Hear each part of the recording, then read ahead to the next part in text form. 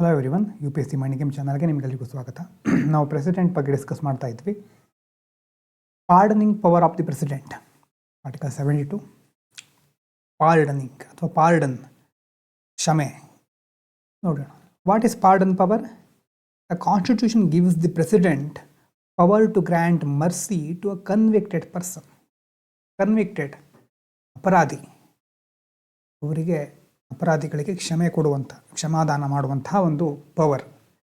This power allows the president to reduce punishment, ಶಿಕ್ಷೆಯ ಪ್ರಮಾಣವನ್ನು ಕಡಿಮೆ ಮಾಡೋದು, ಕ್ಯಾನ್ಸಲ್ ಮಾಡೋದು, ಡಿಲೇ ಮಾಡೋದು, ಅಥವಾ ಅದರ ನೇಚರನ್ನು ಚೇಂಜ್ ಮಾಡೋದು.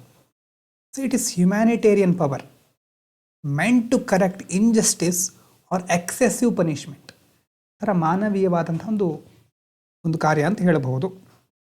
ಇನ್ಜಸ್ಟಿಸ್ ಆಗಿದ್ದರೆ ಅಥವಾ ಎಕ್ಸೆಸಿವ್ ಪನಿಷ್ಮೆಂಟ್ ಇದ್ದರೆ ಅದನ್ನು ಕರೆಕ್ಟ್ ಮಾಡಲಿಕ್ಕೆ ಇದನ್ನು ಯೂಸ್ ಮಾಡ್ಕೊಳ್ತಾರೆ. ಪ್ರೆಸಿಡೆಂಟ್ ಅವರಿಗೆ ಈ ಅಧಿಕಾರ ಇದೆ. So when can the president use this power? ಯಾವಾಗ ಯೂಸ್ ಮಾಡಬಹುದು? The president can grant pardon in 3 situations only. 3 situation ಇದೆ. Offence against union laws made by parliament, union law ಸಂಬಂಧಪಟ್ಟಂಥ ಅಫೆನ್ಸು, ಮತ್ತು sentence given by a court martial ಅಥವಾ military courts ಅಂತ ಕರಿತೀವಲ್ವ, ಆ military courts ಕೊಟ್ಟಿರುವಂಥ ಒಂದು ಶಿಕ್ಷೆ. ಇನ್ನು death sentence, president alone has final power in death penalty cases. ಇಲ್ಲಿ ಕ್ಷಮೆಯನ್ನು ಕೊಡುವಂತಹ ಅಧಿಕಾರ ಇರೋದು ಡೆತ್ ಸೆಂಟೆನ್ಸಿಗೆ, ಪ್ರೆಸಿಡೆಂಟಿಗೆ ಮಾತ್ರ. ಇನ್ನು purpose of the pardon power ಯಾಕೆ ಹೀಗಿಟ್ಟಿದ್ದಾರೆ? 2 ಬ್ರಾಡ್ ಆಬ್ಜೆಕ್ಟಿವ್ಸ್. ಒಂದು, ಟು ಕರೆಕ್ಟ್ ಜುಡಿಷಿಯಲ್ ಎರರ್ಸ್, ಎಷ್ಟೋ ಸಾರಿ ಜುಡಿಷಿಯಲಿ ಎರರ್ ಆಗಿರಬಹುದು, ಅದನ್ನು ಕರೆಕ್ಟ್ ಮಾಡೋದು. To give relief in cases of excessive or harsh punishment. ತುಂಬ ಹಾರ್ಶ್ ಆಗಿದೆ ಪನಿಷ್ಮೆಂಟು, ಎಕ್ಸೆಸಿವ್ ಪನಿಷ್ಮೆಂಟ್ ಇದೆ ಅಂತಂದರೆ ಅವಾಗ ಅದಕ್ಕೆ ರಿಲೀಫ್ ಕೊಡುವಂಥದ್ದನ್ನು ನಾವು ನೋಡ್ಬೋದು. ಆದರೆ ನೋಡ್ಕೊಳ್ಳಿ, president is not a court but act as a constitutional authority. President court ಅಲ್ಲ, ಇಲ್ಲಿ ಒಂದು ಕಾನ್ಸ್ಟಿಟ್ಯೂಷನಲ್ ಅಥಾರಿಟಿಯಾಗಿ ಇಲ್ಲಿ ಕಾರ್ಯವನ್ನು ನಿರ್ವಹಿಸ್ತಾ ಇದ್ದಾರೆ. ಯಾವ್ಯಾವ ಥರ ಟೈಪ್ ಇದೆ ಇದರಲ್ಲಿ? 5 ಫಾರ್ಮ್ಸ್ ಆಫ್ ಮರ್ಸಿ. ಆರ್ಟಿಕಲ್ 72 ಅಂಡರಲ್ಲಿ 5 ತರಹದ ಮರ್ಸಿ ಇದೆ. ಮೊದಲನೇದು ಪಾರ್ಡನ್ ಅಂತಂದರೆ ಕಂಪ್ಲೀಟ್ಲಿ ರಿಮೂವ್ಸ್ ಪನಿಷ್ಮೆಂಟಿಂದ, ಕನ್ವಿಕ್ಷನಿಂದ, ಡಿಸ್ಕ್ವಾಲಿಫಿಕೇಷನಿಂದ ಕಂಪ್ಲೀಟಾಗಿ ಅವರನ್ನು ಹೊರಗಿಡೋದು. ಅಂತಂದರೆ ಪರ್ಸನ್ ಬಿಕಮ್ಸ್ ಫುಲ್ಲಿ ಫ್ರೀ, ಶಿಕ್ಷೆಯಿಂದ ಅವರನ್ನು ತಪ್ಪಿಸಿ ಅವರನ್ನ ಸಂಪೂರ್ಣವಾಗಿ ಬಿಡುಗಡೆ ಮಾಡೋದು ಪಾರ್ಡನ್. ಎರಡನೇದು ಕಮ್ಯೂಟೇಷನ್ ಅಂತಂದರೆ substitutes a harsher punishment with a lighter one. Harsh punishment ಇತ್ತು, ಅದನ್ನು ಅಷ್ಟು ಹಾರ್ಷ್ ಏನು ಬೇಡ, ಲೈಟ್ ಆಗಿರೋ ಪನಿಷ್ಮೆಂಟ್ ಕೊಡೋಣ. ಡೆತ್ ಇದ್ದರೆ, ಗಲ್ಲು ಶಿಕ್ಷೆ ಇದ್ದರೆ, ಆಮೇಲೆ ಜೀವಾವಧಿ ಶಿಕ್ಷೆ, ಲೈಫ್ ಇಂಪ್ರಿಸನ್ಮೆಂಟ್ ಇದ್ದರೆ ರಿಗರಸ್ ಇಂಪ್ರಿಸನ್ಮೆಂಟು, ರಿಗರಸ್ ಇದ್ದರೆ ಸಿಂಪಲ್ ಇಂಪ್ರಿಸನ್ಮೆಂಟು. ಈ ಥರ ಹಾರ್ಷ್ ಆಗಿರೋದ್ರಿಂದ ಸಿಂಪಲ್ ಆಗಿರೋದ್ರ ಕಡೆ, ಲೈಟ್ ಆಗಿರೋದ್ರ ಕಡೆ ಇದನ್ನು ಚೇಂಜ್ ಮಾಡ್ತಾರೆ, ಸಬ್ಸ್ಟಿಟ್ಯೂಟ್ ಮಾಡ್ತಾರೆ. ಅದಕ್ಕೆ ಕಮ್ಯೂಟೇಷನ್ ಅಂತ ಕರೀತಾರೆ. ರೆಮಿಷನ್ ಅಂತಂದರೆ reduces the period of sentence. ಎಷ್ಟು ವರ್ಷ ಶಿಕ್ಷೆ ಆಗಿತ್ತಲ್ವ, ಆ ಒಂದು ಪೀರಿಯಡನ್ನು ರೆಡ್ಯೂಸ್ ಮಾಡೋದು. ಆದರೆ nature of punishment remains the same. ಏನು ಶಿಕ್ಷೆ ಆಗಿರುತ್ತೋ ಅದೇ ಶಿಕ್ಷೆ ಇರುತ್ತೆ, ಕಾಲಾವಧಿ ಕಡಿಮೆ ಆಗುತ್ತೆ. 10 ಇಯರ್ಸ್ ಆಫ್ ರಿಗರಸ್ ಇಂಪ್ರಿಸನ್ಮೆಂಟ್ ಇದ್ದರೆ ಅದನ್ನು 5 ವರ್ಷ ಕೇಳಿಸ್ತಾರೆ. ಇದೇ ಎಕ್ಸಾಂಪಲ್ಲು. ರಿಸ್ಪೈಟ್ ಅಂತಂದರೆ avoiding lesser punishment due to special circumstances. ಒಬ್ಬ ಕೈದಿ ಇದ್ದಾರೆ, ಪ್ರೆಗ್ನೆಂಟ್ ಆಗಿದ್ದಾರೆ, ಓಲ್ಡ್ ಏಜು, ಫಿಸಿಕಲ್ ಡಿಸ್ಯಾಬಿಲಿಟಿ ಇದೆ, ಇಂಥ ಸಂದರ್ಭ ಬಂದಾಗ ಆ ಪನಿಷ್ಮೆಂಟಿನ ಒಂದು ನೇಚರನ್ನು ಚೇಂಜ್ ಮಾಡ್ತಾರೆ, ಲೆಸರ್ ಪನಿಷ್ಮೆಂಟ್ ಕೊಡ್ತಾರೆ ಇರೋದಕ್ಕಿಂತ. ಸ್ಪೆಷಲ್ ಸರ್ಕಮ್ಸ್ಟೆನ್ಸಲ್ಲಿ ಇದನ್ನು ಕೈಗೊಳ್ತಾರೆ. ಇನ್ನು ರಿಪ್ರೈವ್ ಅಂತಂದರೆ temporary suspension of execution. Temporary suspension ಮಾಡೋದು ಯೂಶ್ವಲಿ ಯಾವಾಗ ಡೆತ್ ಸೆಂಟೆನ್ಸ್ ಕೇಸ್ಗಳಲ್ಲಿ ಮಾಡ್ತಾರೆ. Gives time to seek pardon or judicial review. ಹೀಗೆ ಮಾಡೋದ್ರಿಂದ, ಟೆಂಪ್ರರಿಯಾಗಿ ಸಸ್ಪೆಂಡ್ ಮಾಡೋದ್ರಿಂದ ಅವರಿಗೆ, ಅಪರಾಧಿಗಳಿಗಿರ್ಬೋದು, ಆ ಕನ್ವಿಕ್ಟೆಡ್ ಪರ್ಸನ್ನಿಗೆ ಕ್ಷಮೆಯನ್ನು ಕೇಳಲಿಕ್ಕೆ ಅಥವಾ ಜುಡಿಷಿಯಲ್ ರಿವ್ಯೂ ಮಾಡಲಿಕ್ಕೆ, ಒಂದು ಅರ್ಜಿ ಸಲ್ಲಿಸಲಿಕ್ಕೆ ಅವಕಾಶ ಸಿಗುತ್ತೆ. ಇನ್ನು ಪ್ರೆಸಿಡೆಂಟ್ ಹಾಗೂ ಗವರ್ನರ್ ಇಬ್ಬರಿಗೂ ಪಾರ್ಡನ್ ಪವರ್ ಇದೆ. ಅದರ ಡಿಫ್ರೆನ್ಸ್ ಏನು? Both have pardon power but presidents power is wider. ಉದಾಹರಣೆಗೆ ಆರ್ಟಿಕಲ್ 72 ಹೇಳೋದು ಪ್ರೆಸಿಡೆಂಟ್ ಬಗ್ಗೆ, 161 ಇರೋದು ಗವರ್ನರ್ ಬಗ್ಗೆ. ಪ್ರೆಸಿಡೆಂಟು ಕೋರ್ಟ್ ಮಾರ್ಷಲ್ ಕೇಸ್ಗಳನ್ನು ಹ್ಯಾಂಡಲ್ ಮಾಡಬಹುದು, ಅಂದರೆ ಗವರ್ನರ್ ಮಾಡಲಿಕ್ಕೆ ಆಗೋದಿಲ್ಲ. ಡೆತ್ ಸೆಂಟೆನ್ಸು ಪ್ರೆಸಿಡೆಂಟು ಪಾರ್ಡನ್ ಮಾಡಬಹುದು, ಗವರ್ನರ್ ಮಾಡಲಿಕ್ಕೆ ಆಗೋದಿಲ್ಲ. ಸ್ಟೇಟ್ ಲಾ ಕೇಸ್ಗಳನ್ನು ಪ್ರೆಸಿಡೆಂಟ್ ಮಾಡಲಿಕ್ಕೆ ಆಗೋದಿಲ್ಲ, ಡೆತ್ಗೆ ಮಾತ್ರ ಮಾಡ್ಬೋದು ಅಷ್ಟೇ. ಆದರೆ ಗವರ್ನರು ಸ್ಟೇಟ್ ಲಾ ಕೇಸ್ಗಳನ್ನು ಹ್ಯಾಂಡಲ್ ಮಾಡ್ಬೋದು. ಇನ್ನು ಪ್ರೆಸಿಡೆಂಟ್ ಸಸ್ಪೆನ್ಷನ್ ಆರ್ ರೆಮಿಷನ್ಗೆ ಸಂಬಂಧಪಟ್ಟ ಹಾಗೆ ಮಾಡ್ಬೋದು. ಗವರ್ನರು ಸಾಧನ ಹ್ಯಾಂಡಲ್ ಮಾಡ್ಬೋದು. Governor cannot pardon death sentence but may suspend, remit, commute it. Pardon ಮಾಡಲಿಕ್ಕೆ ಆಗದೆ ಇದ್ದರೂ ಅದನ್ನು ಸಸ್ಪೆಂಡು, ರೆಮಿಟ್ಟು, ಕಮ್ಯೂಟ್ ಮಾಡಬಹುದು. ಇನ್ನು judicial review of pardon power. Pardon ಪವರನ್ನು ಜುಡಿಷಿಯಲ್ ರಿವ್ಯೂ ಮಾಡಬಹುದಾ? Earlier confusion existed but Supreme Court clarified. Maru Ram Union of India case, Kehar Singh versus Union of India case. Supreme Court ಏನು ಹೇಳುತ್ತೆ ಅಂತಂದರೆ, president act on aid and advice of council of ministers. Aid ಮತ್ತು advice ಯಾರ್ದಿರಲೇಬೇಕು? Council of ministers. Personal discretion ಇರೋದಿಲ್ಲ ಇಲ್ಲಿ. No oral hearing as a right. ಕೇವಲ oral hearing right ಅಂತ consider ಮಾಡಲಿಕ್ಕೆ ಆಗೋದಿಲ್ಲ. President may examine material independently. Independent ಆಗಿ ಮಟೀರಿಯಲ್ನ ಎಕ್ಸಾಮೈನ್ ಮಾಡಬಹುದು. Judicial review allowed only if mala fide, arbitrary, irrelevant consideration, discriminatory. President ಇದನ್ನು ಕನ್ಸಿಡರ್ ಮಾಡಬೇಕಾದ್ರೆ ಏನಾದರೂ ಅಕ್ರಮವಾದಂಥ ಕೆಲವು ಪ್ರಕ್ರಿಯೆಗಳು ಕಂಡು ಬಂದರೆ, ಆರ್ಬಿಟ್ರರಿಯಾಗಿ ಈ ಥರ ಮಾಡ್ತಿದ್ದಾರೆ, ಇರ್ರಿಲೆವೆಂಟ್ ಆಗಿದೆ, ಡಿಸ್ಕ್ರಿಮಿನೇಟರಿ ಆಗಿದೆ, ಇದೆಲ್ಲ ಇದ್ದರೆ ಜುಡಿಷಿಯಲ್ ರಿವ್ಯೂ ಅಲೋ ಮಾಡ್ತಾರೆ. ಆದರೆ court cannot replace president decision. ಕೋರ್ಟನ್ನು ರೀಪ್ಲೇಸ್ ಮಾಡಲಿಕ್ಕೆ ಆಗೋದಿಲ್ಲ. ಇದರ ಬಗ್ಗೆ ಲಕ್ಷ್ಮೀಕಾಂತನ್ನು ಸಹ ನೀವು ಓದಬೇಕಾಗತ್ತೆ. ಪ್ರತಿ ಸಾರಿ ಹೇಳ್ತಿದ್ದೇನೆ ನಾನು. ಒಂದು ಸಾರಿ ಇದೆ ಮುಗಿದ ಮೇಲೆ ಹೋಗಿ ಅಲ್ಲಿ ಓದಿ, ಇನ್ನೊಂದು ಸಾರಿ 2-3 ಸಾರಿ ರಿವಿಷನ್ ಮಾಡಿ. ಇನ್ನು constitutional position of the president ಏನು? ಸಂವಿಧಾನದ ಪ್ರಕಾರ ಪ್ರೆಸಿಡೆಂಟಿನ ಪೊಸಿಷನ್ ಏನು? ಸ್ಟಾರ್ಟಿಂಗಲ್ಲಿ ನೋಡಿದ್ವಿ ನಾವು. ಇಂಡಿಯಾ ಯಾವುದನ್ನು ಫಾಲೋ ಮಾಡುತ್ತೆ? Parliamentary form of government, presidential form of government ಅಲ್ಲ. ಅಂತಂದರೆ ರಿಯಲ್ ಎಕ್ಸಿಕ್ಯೂಟಿವ್ ಯಾರು ಇಲ್ಲಿ? Council of ministers. Nominal executive ಯಾರು? ಪ್ರೆಸಿಡೆಂಟ್ ಅಷ್ಟೇ. What does the constitution say? Article 53 ಏನು ಹೇಳುತ್ತೆ? Executive power vested in president exercised directly or through officer subordinate to him according to the constitution. Executive power ಇರೋದು president ಹತ್ರ. ಅವರು ಅದನ್ನು ಡೈರೆಕ್ಟಾಗಿ ಅಥವಾ ಥ್ರೂ ಆಫೀಸರ್ಸ್, ಅವರ ಸಬಾರ್ಡಿನೇಟ್ ಆಫೀಸರ್ಗಳ ಮೂಲಕ ಎಕ್ಸಸೈಸ್ ಮಾಡಬಹುದು. ಆರ್ಟಿಕಲ್ 74 ಪ್ರಕಾರ there shall be a council of ministers with PM at head. Council of ministers ಅವರ ಹೆಡ್ PM ಇರಲೇಬೇಕು. President shall act in accordance with their advice.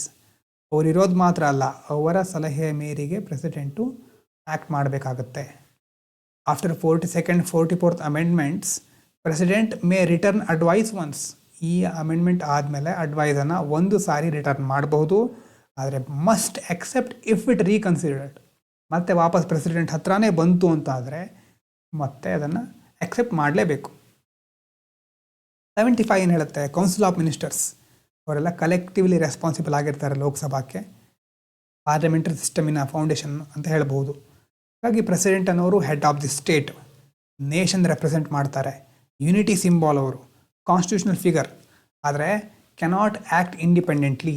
ಇಂಡಿಪೆಂಡೆಂಟಾಗಿ act ಮಾಡಲಿಕ್ಕೆ ಆಗೋದಿಲ್ಲ. ಮತ್ತು ಎಲೆಕ್ಟೆಡ್ ಗೌರ್ಮೆಂಟಿನ ಅಡ್ವೈಸನ್ನು ಫಾಲೋ ಮಾಡಲೇಬೇಕು. BR ಅಂಬೇಡ್ಕರ್ ಅವರ ಎಕ್ಸ್ಪ್ಲನೇಷನ್ ನೋಡೋದಾದರೆ, president occupies the same position as the king in England. ಇಂಗ್ಲೆಂಡಲ್ಲಿ ಹೇಗೆ ಕಿಂಗ್ ಇರ್ತಾರೋ ಅದೇ ಥರ ನಮ್ಮ ದೇಶದಲ್ಲಿ ಪ್ರೆಸಿಡೆಂಟ್ ಅಂದರೆ ಡಿಗ್ನಿಫೈಡ್ ಹೆಡ್ ಹೌದು, ಆದರೆ no real executive, symbolic authority ಮಾತ್ರ ಆಗಿರ್ತಾರೆ.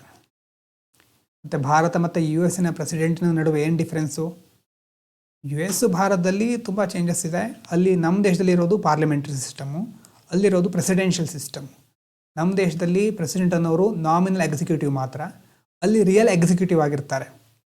ಮತ್ತು ನಮ್ಮ ದೇಶದಲ್ಲಿ ಇವರಿಗೆ ಅಡ್ವೈಸ್ ಕೊಟ್ಟರೆ ಅದಕ್ಕೆ ಬೌಂಡ್ ಆಗಿರಬೇಕು, ಬೈಂಡಿಂಗ್ ಆಗಿರುತ್ತೆ. ಅಲ್ಲಿ ಇಂಡಿಪೆಂಡೆಂಟ್ ಆಗಿರ್ತಾರೆ. ಮತ್ತು ಇಲ್ಲಿ ನಮ್ಮ ದೇಶದಲ್ಲಿ ಕೆನಾಟ್ ಡಿಸ್ಮಿಸ್ ಮಿನಿಸ್ಟರ್ಗಳನ್ನ ಡಿಸ್ಮಿಸ್ ಮಾಡಲಿಕ್ಕೆ ಆಗೋದಿಲ್ಲ. ಮತ್ತು ಕ್ಯಾನ್ ಡಿಸ್ಮಿಸ್ ಸೆಕ್ರೆಟರಿ. ಅಲ್ಲಿ US ಅಲ್ಲಿ ಸೆಕ್ರೆಟರಿಗಳನ್ನ ಡಿಸ್ಮಿಸ್ ಮಾಡ್ಬೋದು. ನಮ್ಮ ದೇಶದಲ್ಲಿ ಸಿಂಬಾಲಿಕ್ ಹೆಡ್ ಆದರೆ ಅಲ್ಲಿ ಪವರ್ಫುಲ್ ಹೆಡ್ ಅಂತ ಹೇಳ್ಬೋದು. ಇನ್ನು ಪ್ರೆಸಿಡೆಂಟ್ ಡಿಸ್ಕ್ರಿಷನರಿ ಪವರ್ಸ್ ನೋಡಿದ್ವಲ್ವಾ? ಎಲ್ಲ ಸಾರಿ ಬರೀ ಅಡ್ವೈಸು ಅವರನ್ನೇ ಕೇಳ್ಕೊಳ್ತಾ ಇರಬೇಕು. ಆದರೂ ಸಹಿತ ಕೆಲವೊಂದು ಸಂದರ್ಭದಲ್ಲಿ ಡಿಸ್ಕ್ರಿಷನ್ ಅನ್ನೋದು ಇದೆ. ತನ್ನ ವಿವೇಚನೆಗೆ ತಕ್ಕ ಹಾಗೆ ಅವರು ಕೆಲವೊಂದನ್ನು ಕ್ರಮಗಳನ್ನು ಕೈಗೊಳ್ಳಬಹುದು. Normally president acts on advice, but in some situation discretion exist. ಎಲ್ಲೆಲ್ಲಿ? Appointment of prime minister. When no party has clear majority, ಯಾವುದೇ ಮೆಜಾರಿಟಿ ಇಲ್ಲದೆ ಇರಬೇಕಾದ್ರೆ ಪ್ರೆಸಿಡೆಂಟ್ ಅಪಾಯಿಂಟ್ ಮಾಡ್ತಾರೆ. ಪಿ ಎಮ್ ಡೈ ಸಡನ್ಲಿ, ಒಂದು ವೇಳೆ ಸಡನ್ನಾಗಿ ಪಿ ಎಮ್ ಡೆತ್ ಆದರೆ ಆವಾಗ ಪ್ರೈಮ್ ಮಿನಿಸ್ಟರನ್ನು ಅಪಾಯಿಂಟ್ ಮಾಡ್ತಾರೆ. ಮತ್ತು dismissal of council of ministers when it loses majority in Lok Sabha. ಲೋಕಸಭಾದಲ್ಲಿ ಮೆಜಾರಿಟಿ ಕಳ್ಕೊಂಡ್ಬಿಟ್ರೆ ಕೌನ್ಸಿಲ್ ಆಫ್ ಮಿನಿಸ್ಟರನ್ನು ಡಿಸ್ಮಿಸ್ ಮಾಡ್ತಾರೆ. ಇನ್ನು when council of minister loses majority and no alternative government possible, ಇರೋ ಕೌನ್ಸಿಲ್ ಆಫ್ ಮಿನಿಸ್ಟರ್ಗಳು ಮೆಜಾರಿಟಿ ಕಳ್ಕೊಂಡಿದ್ದಾರೆ, ಇನ್ನೊಂದು ಗೌರ್ಮೆಂಟ್ ಫಾರ್ಮ್ ಮಾಡಲಿಕ್ಕೆ ಆಗ್ತಾ ಇಲ್ಲ, ಸಾಧ್ಯ ಇಲ್ಲ, ಆವಾಗ ಲೋಕಸಭೆಯನ್ನು ಡಿಸಾಲ್ವ್ ಮಾಡೋದು, ರೆಸೊಲ್ಯೂಷನ್ ಮಾಡೋದು ಇವರ ಡಿಸ್ಕ್ರಿಷನ್ ಇರುತ್ತೆ. ರಿಟರ್ನಿಂಗ್ ಅಡ್ವೈಸ್ ಒನ್ಸ್, ಹೌದು ಎರಡನೇ ಸಾರಿ ಕಳಿಸಿದ್ರೆ ಒಪ್ಕೊಳ್ಳೇಬೇಕು, ಆದರೆ ಒಂದು ಸಾರಿ ಆದರೂ ವಾಪಸ್ ಕಳಿಸ್ಬೋದಲ್ವಾ. Can ask cabinet to reconsider. ಬಂದಿದೆ ಇವ್ರ ಹತ್ರ ಒಂದು, ಅಂದರೆ ಪ್ರೆಸಿಡೆಂಟ್ ಹತ್ರ ಪಾರ್ಲಿಮೆಂಟ್ ಕಳಿಸಿದೆ ಒಂದು ಬಿಲ್ಲನ್ನು ಅಥವಾ ಅಡ್ವೈಸ್ ಮಾಡ್ತಾ ಇದ್ದಾರೆ, ಒಂದು ಸಾರಿ ಆದರೂ ಅವ್ರಿಗೆ ವಾಪಸ್ ಕಳಿಸೋ ಅವಕಾಶ ಇದೆಯಲ್ವಾ ಒನ್ಸು, ಅದು ಸಹ ಡಿಸ್ಕ್ರಿಷನ್ನಲ್ಲೇ ಇರುತ್ತೆ. ಮಸ್ಟ್ ಅಕ್ಸೆಪ್ಟ್ ಆಫ್ಟರ್ ರೀಕನ್ಸಿಡರೇಷನ್, ಆದರೆ ರೀಕನ್ಸಿಡರೇಷನ್ ಬಂದಮೇಲೆ accept ಮಾಡಿಕೊಳ್ಳೇಬೇಕು.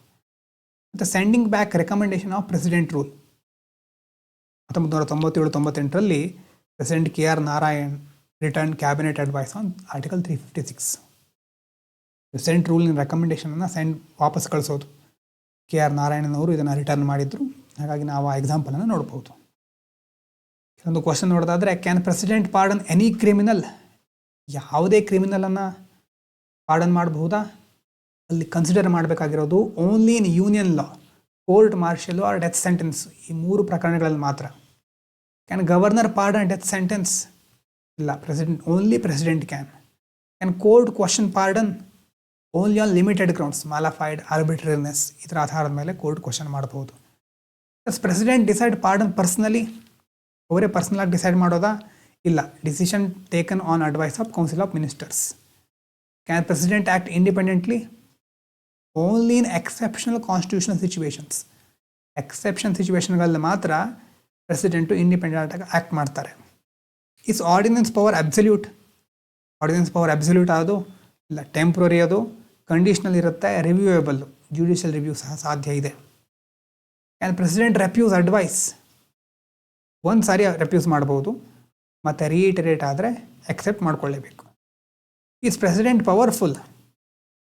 S, constitutionally powerful on paper, practically ceremonial.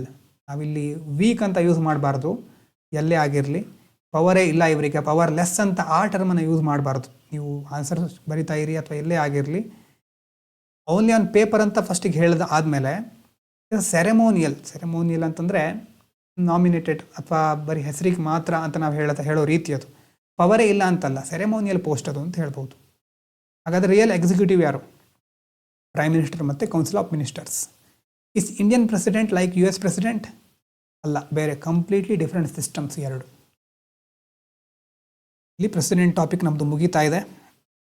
ಇದಕ್ಕೆ ಸಂಬಂಧಪಟ್ಟ ಹಾಗೆ ಲಕ್ಷ್ಮೀಕಾಂತನ ಓದಿ, ಮತ್ತು ನಾನು ಎಕ್ಸ್ಟ್ರಾ ಪಾಯಿಂಟ್ಸ್ಗಳನ್ನು ರೀಸೆಂಟಾಗಿ ನ್ಯೂಸಲ್ಲಿ ಇರೋದನ್ನೆಲ್ಲ ಟೆಸ್ಟಲ್ಲಿ, ಸೆಕ್ಷನಲ್ ಟೆಸ್ಟ್ ನಡೆಸ್ತಾ ಇರ್ತೇನೆ. ಅದರಲ್ಲೂ ಕ್ವಶನ್ ಕೊಟ್ಟಿರ್ತೇನೆ. ಕ್ವಶನ್ನು ಮತ್ತು ಅದರ ಆನ್ಸರ್ ಕೀ ಎರಡನ್ನು ರಿವೈಸ್ ಮಾಡ್ತಾಯಿರಿ. ಕ್ವಶನ್ ಯಾವಾಗ ಇದೆ ಅಥವಾ ಯಾವಾಗ ಟೆಸ್ಟ್ ಇದೆ ಅನ್ನೋದನ್ನು ಟೆಲಿಗ್ರಾಮ್ ಚಾನಲಲ್ಲಿ ಅಪ್ಲೋಡ್ ಮಾಡ್ತಾ ಇರ್ತೇನೆ, ಅಲ್ಲಿ ನೀವು ನೋಡ್ಕೋಬಹುದು. ಶಾರ್ಟ್ ನೋಟ್ಸ್ ಪಾಸ್ ಮಾಡಿ ಬರ್ಕೊಳ್ಳಿ. Pardoning power, judicial control. Next constitutional position, discretion of president. ಅದಾದಮೇಲೆ ಕೆಲವೊಂದು ಆರ್ಟಿಕಲ್ ಕೀವರ್ಡ್ಸ್ಗಳಿದೆ. ಈ ಆರ್ಟಿಕಲ್ ಯಾವುದ್ರ ಬಗ್ಗೆ ಇರೋದು ಅಂತ, 52 ಪ್ರೆಸಿಡೆಂಟು, ಆರ್ಡಿನೆನ್ಸ್, ಅಡ್ವೈಸರಿ ಜುರಿಸ್ಡಿಕ್ಷನ್, ಇದನ್ನು ಸಹ ಬರೆದಿಟ್ಕೋಬಹುದು ಕೀವರ್ಡ್ಸ್ಗಳನ್ನು.